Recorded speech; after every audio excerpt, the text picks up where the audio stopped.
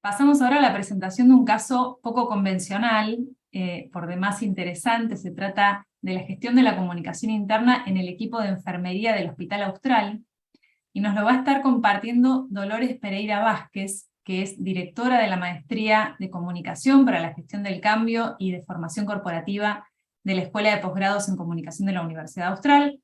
Así que bienvenida, Dolores, te escuchamos. Hola, ¿cómo están? Muchas gracias. Muchas gracias, Carolina, muchas gracias, Maxi, muy lindo verlos. Súper interesante también el panel anterior. Así que, bueno, voy a empezar compartiendo pantalla, agradecida de estar acá hoy con ustedes. Avísenme si se ve bien. Se ve perfecto. Bueno, entonces yo les voy a contar una breve historia, un caso real. Justo el año pasado, justo el año previo a la pandemia, en la reunión de fin de año, el decano de la facultad, que es Luciano, en esa época era Luciano Elizalde, que estuvo hace un ratito, dijo una frase que a mí me quedó en esa reunión, que fue que investigar no sea un lujo. Él dijo que todos podamos investigar el año que viene. En aquel momento yo estaba más bien dedicada a temas de gestión, de consultoría, de capacitación, de entrenamiento, cosas que me llevaban de la pasión por investigar. Y en ese instante, sin embargo, le mandé un mensaje a Lidia String, que es mi maestra de PNL, de programación neurolingüística, para proponerle esta aventura. Mi misión era entender, medir de alguna manera, cómo era la empatía en un grupo de enfermeros y enfermeras del Hospital Austral. La pregunta de investigación era, ¿cuál es la calidad de empatía que generan? La hipótesis era que quizás podría haber alguna oportunidad de mejora en el tipo de empatía que ellas y ellos generaban. Hablo de ellas porque eran en un 93% mujeres este grupo seleccionado. Y el resultado de la investigación y del comienzo de la investigación en realidad fue como un baño de humildad y también una preocupación con la que no me esperaba encontrar. Los hallazgos de la investigación quedaron dispuestos como en tres capas. Por un lado, la comunicación del cuidado de los que cuidan. Por otro lado, la comunicación y la cultura organizacional vista desde otra dimensión o alumbrando ciertos puntos ciegos. Y después también el surgimiento de una metáfora que quiero compartir con ustedes hoy. Entonces, bueno, al comienzo del estudio hice 3 entrevistas en profundidad, que fueron de lujo. Las 3 personas que entrevisté, me iba adentrando en el tema de cómo era la comunicación de este grupo tan especial de enfermería, pero luego del focus group con referentes, ahí fue cuando creí que ya no tenía caso, que ya no tenía un caso real, porque en ese primer acercamiento a este equipo, tuve la pauta de que la atención de las enfermeras a sus pacientes era desde su propia percepción, desde la percepción de estas enfermeras. La atención era más bien como devoción, o sea, ¿qué iba a tener yo para agregar o para observar en relación con la empatía cuando eran profesionales de la empatía por lo que iba surgiendo, en relación con el paciente, en relación con las familias? Y en el cruce de las entrevistas con las preguntas, bueno, no lineales que hacíamos en las entrevistas y en el focus, arrojaban también el dato de que ni siquiera existía un conflicto mínimo de empatía con médicos y médicas, que era como una subhipótesis que yo me iba generando, ¿no? Entonces, además de esto, tomé muy en cuenta cómo era la forma y el clima de trabajo que ellas experimentaban en su lugar, en el Hospital Austral. Había un clima de confianza, un muy buen clima con la persona en el centro de la organización. Referían que se sentían muy cuidadas, que eran tenidos en cuenta, que eran realmente protagonistas. Entonces, todas las hipótesis de la investigación eran como que se iban derribando, y yo me preguntaba entonces qué investigar. Ya casi dispuesta a buscar otro problema de investigación, analicé en profundidad algunos indicios de la desgrabación. Empecé a desgrabar las entrevistas, el focus, y de allí me surgió una nueva pregunta. Era más bien enfocada a qué consecuencias tiene para este equipo, para ese equipo de trabajo, la empatía que se proponen con los pacientes y su entorno. ¿Cuáles eran las consecuencias por algunos indicios que yo iba recogiendo al escuchar de vuelta toda la experiencia?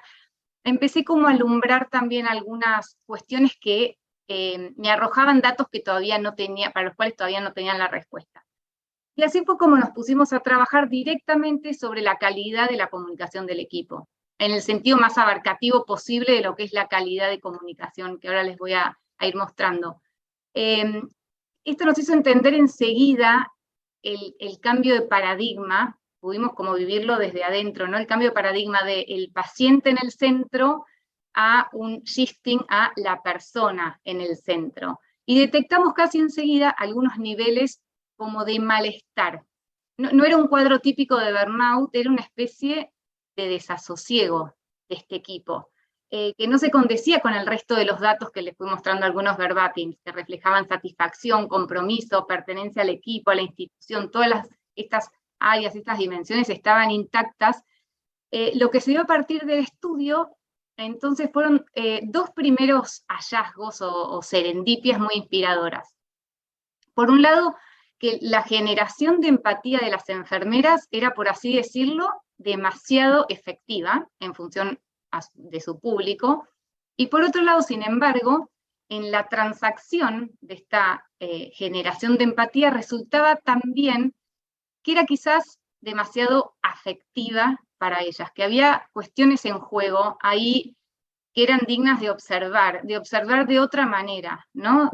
Como de abrir una nueva ventana, de echar nueva luz. Al punto, como consecuencia de que se registraba un fenómeno que no habíamos tenido en cuenta realmente antes de empezar la investigación, que se trataba del autocuidado. O sea, el cuidado de ellas mismas, el cuidado de este equipo que cuida, en donde se involucran un montón de términos que son conocidos cuando se trabaja mucho cultura organizacional o temas de clima incluso, que son la fatiga de compasión, el distrés de empatía. Bueno, esta cuestión que es frecuente en organizaciones de salud, yo creo que es también un gran correlato para el resto de las organizaciones que no son de salud y sobre todo para roles como el nuestro de comunicación interna. Somos como un rol, como los enfermeros, de interfaz. Muchas veces somos como un rol de traductores. Entonces, enfermeros y comunicadores encarnamos un rol desde la humilde convicción de que lo vincular es crucial, de que el vínculo es como el núcleo de nuestra misión, de nuestra vocación, y compartimos con ellos. De que la calidad está en el contacto, en la escucha, en cómo puedo ayudar. Es como que somos el rol, ¿no? Enfermeros y comunicadores somos nuestro rol. Y sin embargo, las enfermeras, y muchas veces también muchos de nosotros, fallamos porque en el caso de ellas, por ejemplo, al no ponerse genuina y generosamente en primer lugar, ellos mismos fallaban en la disociación instrumental. Fallaban sobre todo y muy simplemente quizás en la capacidad de hacer pedidos, de comunicar su propia vulnerabilidad, en definitiva en la propia estimación y en la valoración de su autoestima. Este pasó a ser el centro de la investigación que, como tenía como vehículo una capacitación, fue lo que fuimos trabajando con ellas. Ahí se me abrió otro campo de observación, otro campo para construir cultura desde comunicación, que es la autoestima del rol. ¿Qué tanto le prestamos atención en casos como estos, la autoestima de nuestro rol y del rol de aquellos a quienes prestamos servicio, por así decirlo, en la organización? ¿Qué peso tiene? ¿Cuál es el peso específico de la gente en la percepción de su autoestima de rol? Y cómo esto tiene que ver mucho con cómo nos presentamos, cómo nos organizamos, cómo posicionamos nuestra función, ¿no? De comunicadores internos muchas veces, que es vital para toda la institución, así como es vital la de los enfermeros en su rol. Esto me hizo entender la relación de los puntos ciegos de la comunicación institucional u organizacional, consolidados también en esta matriz que hoy por hoy es como mi principal herramienta de diagnóstico y de trabajo para distintas cuestiones, en donde queremos gestionar la comunicación organizacional, la comunicación institucional sistémica. Y decimos, a ver, pero ¿qué hay antes de eso? Vayamos a ver cuál es la cultura, cómo se vive, cómo es el comportamiento en esta organización para poder entonces aplicar todo lo demás, y cómo es la seguridad psicológica para traerlo a una cuestión que tiene que ver con este caso.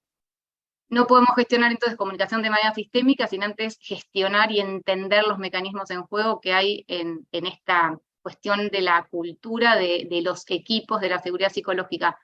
Lo que pasa es que muchas veces le ponemos foco a eso, y no sé hasta qué punto, por cuestiones de tiempo, de disposición de organigrama, valga lo antiguo de la palabra, podemos llegar a entender y a gestionar también el paso previo, que es la comunicación entre las personas, todo lo que tiene que ver con los filtros de la percepción y cuestiones que son como muy evidentes al tener una conversación de calidad en el uno a uno, ¿no? Entonces, ir como desescalando, desarticulando los niveles para llegar a entender que al final la comunicación de calidad en una organización, cuestiones que tienen que ver con desde branding de empleabilidad hasta reputación, van teniendo este desandar del camino, bueno, cómo es nuestras conversaciones uno a uno. Pero antes también esto de entender, y se vio mucho también en la pandemia con la comunicación del cuidado a otro nivel, pero vale como recurso, capacidad instalada que queda en la organización, cómo está la gente, cómo se percibe la gente en su rol, qué le está pasando. A mí me gusta mucho relacionar esta cuestión de la autoestima con una cosa muy sencilla, que es la capacidad de pedir, de hacer pedidos, de hacer preguntas. Para cerrar, el corazón de la matriz es una metáfora, la que les comentaba antes, y es la metáfora de la enfermera, del enfermero o de la enfermera, como la del rol de la comunicación interna de calidad y de precisión. Y acá están las razones por las cuales me surge esta metáfora, ¿no? De comunicación interna como el desafío que tienen los enfermeros. Por un lado, a nivel stakeholders, yo creo que la gente de comunicación interna es la que mayor cantidad y diversidad, hablando también como en el panel anterior, de públicos que tienen en la organización. ¿Quién tiene más públicos que comunicación interna? En todas sus variables. Por otro lado, la vulnerabilidad. Nosotros desde la comunicación interna tenemos o tendríamos que tener en cuenta como el indicador más fosforescente, cómo está la gente y si acaso la gente está vulnerable o tiene dolor, o tiene algún dolor, también que es otra cuestión aprendida de la pandemia muchas veces, ¿no? En esa gestión que hicimos de la comunicación interna en aquella época. Como el enfermero, entonces, comunicación interna está muy en contacto, o le vendría muy bien estar en contacto con, obviamente, las alegrías, pero también, que también la tienen los enfermeros, pero con el dolor de la gente. Otro punto de comparación creo que es la cuestión de la comunicación interna y los enfermeros como una interfaz. Hay que traducirle, el enfermero le traduce al número uno, al especialista, al que va a operar, al que va a hacer el tratamiento, cuál es el dolor del paciente, cuál es el dolor de la persona que está atendiendo. Comunicación interna también tiene muchas veces esa función de traducir hacia el board, hacia el resto de las gerencias, qué le pasa a la gente, y viceversa, ¿no? Traducir la estrategia del número uno hacia abajo. Y después esta cuestión del inside out, de adentro a afuera, también es una cuestión que me parece que comunicación interna tiene muchísimo, que se condice o tiene relación con la cantidad de stakeholders, de públicos, y es que interactúa todo el tiempo con el público interno que tiene, digamos, público interno, público externo, se confunden en alguno y en muchos puntos. Y esto también se condice entonces con el enfermero que está con la familia, con el familiar del paciente ahí adentro de la organización. Bueno, la historia esta de alegorías y de metáforas de la comunicación de calidad en la salud sigue en marcha con distintos proyectos, pero por ahora esto es todo, así que muchísimas gracias y salud. Muchísimas gracias a vos, Dolores. Creo que incorporaste un concepto muy interesante y estás muy alineada con todo lo que venían hablando todos los expositores del día de hoy, que es de la autocomunicación, de esta primera etapa, este pasito previo de esa construcción de la autoestima. Me gustaría hacerte una pregunta que tiene que ver con cómo reaccionó este público cuando les compartiste los resultados. Sí. Mira, tuvimos 2 instancias de medición porque era una investigación más allá de que el vehículo era la capacitación. La primera instancia fue el análisis de un caso. Tuvieron que analizar un caso con todo lo que iban recibiendo de las capacitaciones de Lidia desde la programación neurolingüística. Trabajando, nosotros teníamos esta información de entrada, así que trabajamos con ellas de entrada cuál era la situación, cuáles eran las competencias, las habilidades que nosotros les estábamos ofreciendo, y con la resolución de este caso en el medio de la capacitación que duró 2 meses, obtuvimos ciertos cambios de mirada muy alentadores. Por otro lado, fue en el cierre de la investigación, se hizo también con ellas la observación, tuvieron que traer una observación de casos puntuales en donde habían podido generar un comportamiento diferente. Como dice Edgar Schein, ¿no? La cultura de una organización se nota a partir de los comportamientos, más allá de cualquier estrategia, de cualquier...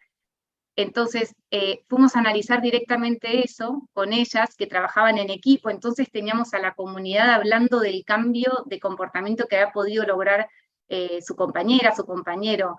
Fue realmente, bueno, ni hablar de el clima que se vivió durante ese tiempo. Como todo, yo soy consciente también de que al haber sido una capacitación, necesita un mantenimiento y necesita refuerzos. Haber logrado un cambio de mirada me parece que es el primer paso.